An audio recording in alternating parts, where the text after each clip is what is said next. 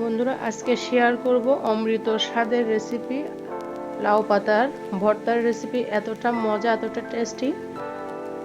কিভাবে লাউ পাতার ভর্তাটা বানিয়েছি সম্পূর্ণ ভিডিও দেখতে থাকুন। ভিডিওটা স্কিপ করবেন না, স্কিপ করলে ভিডিওর হয়তো কোনো অংশ বাদ পড়ে যাবে। বিসমিল্লাহির রহমানির রহিম। আসসালামু আলাইকুম বন্ধুরা, কেমন আছেন? আশা করি যে যেখানে আছেন সবাই অনেক ভালো আছেন। আলহামদুলিল্লাহ আমিও আছি কোনো রকম।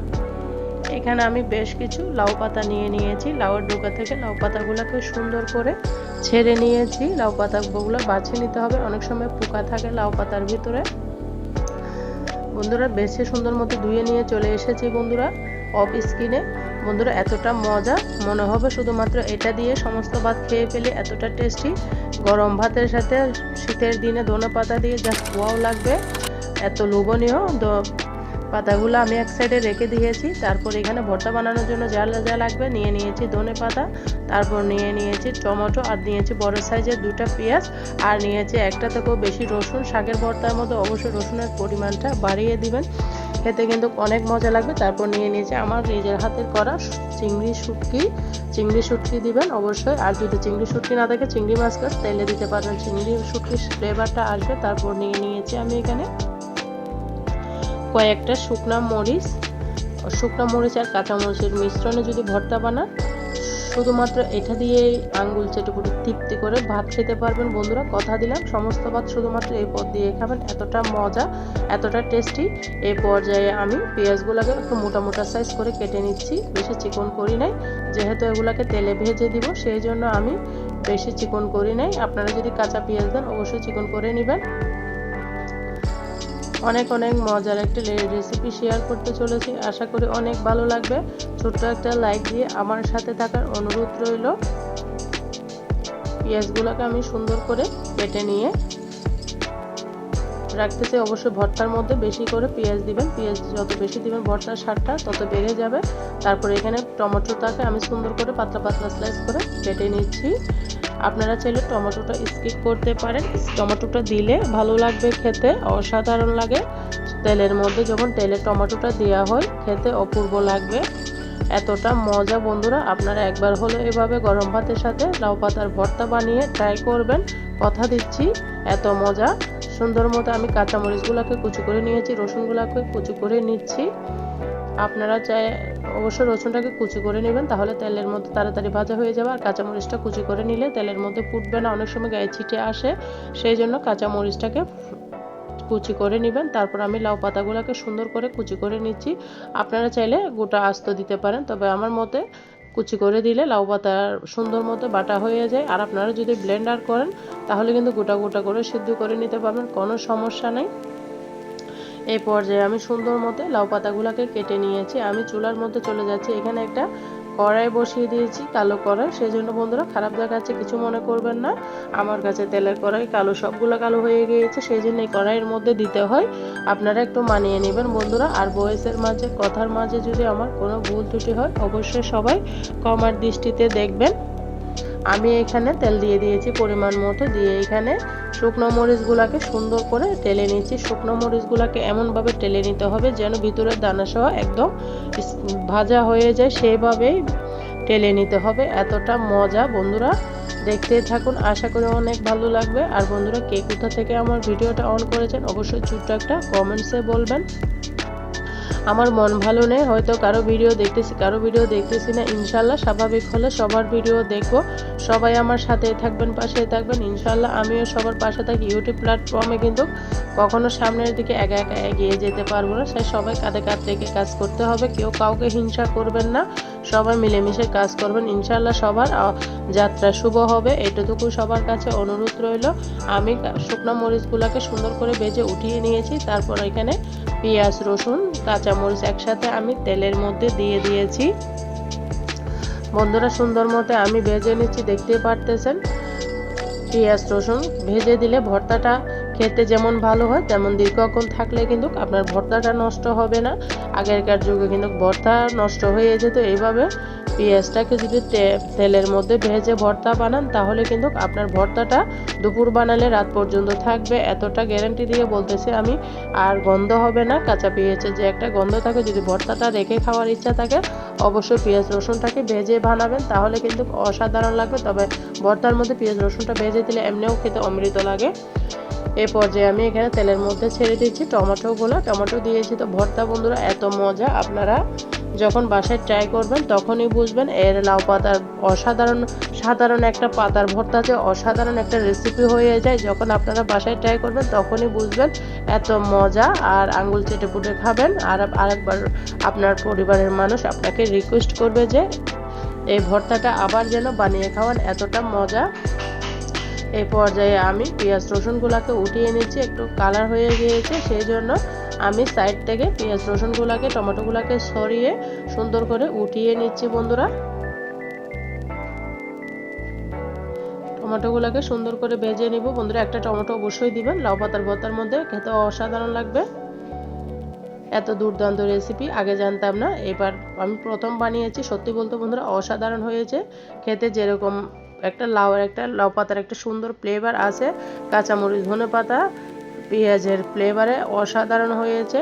আমার তো বেশ ভালো লেগেছে, আপনারা একবার হলেও ট্রাই করবেন। এবার পর্যায়ে অল্প একটু তেল ছিল, সেটার মধ্যে আমি লাউ পাতাগুলো সুন্দর মতো ধুয়ে কুচি করে দিয়ে দিয়েছি। এই পর্যায়ে এগুলাকে সুন্দর করে আমি নেড়ে চেড়ে নিব। লাউ পাতার ভর্তা কিন্তু অনেক রকম খেয়েছেন, আমার মতো করে একবার ট্রাই করবেন। সুন্দর করে আমি নেড়ে চেড়ে দিচ্ছি। অনেকগুলো পানি ছাড়বে এখানে বন্ধুরা, কোনো পানি দেওয়ার দরকার নেই। যেহেতু আমি কচি পাতা নিয়েছি সেই জন্য লাউ পাতার ভিতরে কিন্তু অনেক পানি ছেড়ে দিবে। আর এক ফোঁটা পানিও ছোঁয়াবেন না, পানি ছোঁয়ালে কিন্তু শাকের ভর্তাটা পানসে হয়ে যায়। সেই জন্য পানি ছাড়া কিন্তু লাউ পাতাটাকে সিদ্ধ করে নেবেন। আর যখন পানি ছেড়ে দিবে চুলার আগুনটা হাই স্পিড করে দিবেন, তখন দেখবেন তাড়াতাড়ি দেখুন আমার কত পানি ছেড়েছে। এই পর্যায়ে আমি চুলার আগুনটাকে কিন্তু একদম হাই ফ্লেমে রেখে দিয়েছি। সুন্দর করে আমি নেড়ে চেড়ে পাতাগুলাকে ভালো মতো পানিগুলা শুকিয়ে নেব। পানিগুলা ফেলবেন না, পানিগুলা যদি ফেলে দেন তাহলে শাকের যে পুষ্টিগুণ থাকে সেটা নষ্ট হয়ে যাবে। পানিগুলা ধৈর্য ধরে একটু চুলার আগুনটা হাই ফ্লেমে দিয়ে টানিয়ে নেওয়ার চেষ্টা করবেন, তাহলে কিন্তু আপনার ভর্তার স্বাদ দ্বিগুণ বেড়ে যাবে। পানিটা ফেলে দিলে শাকের ভর্তাটা পানসে হয়ে যাবে। দেখতে পারতেছেন বন্ধুরা, আমার চ্যানেলে যদি নতুন আসি থাকেন অবশ্যই একটা কমেন্টস রেখে যাবেন, আমি আপনার পরিবারে যেয়ে ঘুরে আসবো ইনশাআল্লাহ। বন্ধুরা দেখুন শাকের পানিগুলা একদম শুচে নিয়ে এসে আমি হাই ফ্লেমে রেখে পানিগুলাকে টেনে নিয়েছি। শাকটা টালা হয়ে গিয়েছে আমার কমপ্লিট। এই পর্যায়ে কিন্তু আমি শাকটাকে উঠিয়ে নিব। কোনো পানি থাকলে কিন্তু ভর্তাটা পানসে হয়ে যাবে, সেই জন্য পানি ভালো মতো টেনে নিতে হবে। আমি শাকটাকে ভালো করে তেলে উঠিয়ে নিচ্ছি। অনেক মজা বন্ধুরা, অসাধারণ একটা শাক যেন অসাধারণ হয়েছে। আপনার এত মজা, পোলাওয়ের সাথে কিন্তু এই ভর্তাটা জমে যাবে। আমার তো পোলাওয়ের সাথে শাকের ভর্তা শাকভাজি খেতে অনেক ভালো লাগে। কার কার এরকম পছন্দ অবশ্যই বলবেন। এই পর্যায়ে শুটকিগুলাকে সুন্দর মতো তেলে নিব। চুলার আগুনটা হাই নর্মাল করে রাখবেন, না হলে কিন্তু পুড়ে যাবে। সুন্দর মতো আমি শুটকিগুলাকে তেলে নিচ্ছি। শুটকি যে একটা সুন্দর স্মেল বের হয়েছে বন্ধুরা বলার বাইরে। যখন আপনারা বাসায় ট্রাই করবেন তো এই শুটকির স্মেলটা পাবেন। আর যাদের বাসায় চিংড়ি মাছ থাকবে না তারা কিন্তু শুটকি থাকবে না তারা কিন্তু আস্ত চিংড়ি মাছকে এভাবে টেলে নেবেন, তাহলে চিংড়ি মাছের শুটকির যে একটা ফ্লেভার আছে সেটাও পেয়ে যাবেন বন্ধুরা। আমি সুন্দর মতো উঠিয়ে নিয়েছি। এই পর্যায়ে ভর্তার প্রসেসে চলে এসেছি। দেখতে পারতেছেন বাটনার মধ্যে বেটে আমি আজকে ভর্তাটা বানাবো। আপনারা চাইলে শিলপাতা বা ব্লেন্ড করে নিতে পারেন, তবে আমার কাছে বাটনার মধ্যে ভর্তা বানালে খেতে ভালো লাগে, শিলপাতাটাকেও বেশি ভালো লাগে। সুন্দর মতো শুকনো মরিচের বোটোগুলো আমি ছড়িয়ে নিচ্ছি। শুকনো মরিচগুলোকে একদম ভালো করে টেলে নিয়েছি। একটু লবণ দিয়ে আমি শুকনো মরিচগুলোকে বাটনার সাহায্যে বেটে নিচ্ছি। দেখতে পারতেছেন মিশ হয়ে গেছে। যখন আপনার পারফেক্টভাবে মরিচগুলো টালা হবে তখনই কিন্তু আপনার মরিচগুলো সুন্দর মতো মিশে যাবে ডলার সাথে। এই পর্যায়ে টমেটো আর রসুন পেঁয়াজগুলোকে আমি একটু টমেটোটাকে ভালো করে মিক্স করে নিব। রসুন আর পেঁয়াজকে আস্ত একটু একটু করে রেখে দিব যেন দাঁতের নিচে পড়ে, ভাতের সাথে খেতে ভালো লাগবে। সুন্দর করে আমি ডলে নিচ্ছি বাটনার মধ্যে। বন্ধুরা আপনারা একবার হলো বাটনার মধ্যে ভর্তা বানিয়ে দেখবেন, খেতে কিন্তু অমৃত লাগে। শিলপাটা তো নামানো বাটা অনেক ঝামেলা, এভাবে সহযোগিতা বানাবেন, খেতে অমৃত হবে। কার কার পছন্দ লাউ পাতার ভর্তা বা যে কোনো ভর্তা অবশ্যই ছোট্ট একটা কমেন্টসে বলবেন। সাথে দিয়েছি একটু কাঁচা পেঁয়াজ যেন সুন্দর একটা ফ্লেভার আসে। কাঁচা পেঁয়াজ দিয়ে ভর্তা বানালে মজাই আলাদা। আমি একটু দিয়েছি। আপনারা যদি ভর্তাটা রেখে খান, বন্ধুরা এখানে একটা টিপস দিচ্ছি, তাহলে কিন্তু কাঁচা পেঁয়াজটা দিবেন না। কাঁচা পেঁয়াজটা দিলে ভর্তা গন্ধ হয়ে যাবে 2-3 ঘন্টার ভিতরে। সেই জন্য যারা ভর্তা দুপুরে বানায় রাত পর্যন্ত খাবেন তারা কিন্তু কাঁচা পেঁয়াজটা দিতে যাবেন না, স্কিপ করবেন। আমি দিয়েছি, আমার ভর্তা অল্প খাওয়া হয়ে যাবে, সেই জন্য নতুন রাঁধুনি আপুদের জন্য আমি এখানে টিপস দিয়ে দিয়েছি। আশা করি ভালো লাগবে, ভালো লাগতেছে। আমার সাথে যারা এতটুকু এসে গিয়েছেন সবাইকে অনেক অনেক ভালোবাসা, মন থেকে অনেক দোয়া রইল ধৈর্য ধরে আমার ভিডিওটা দেখার জন্য।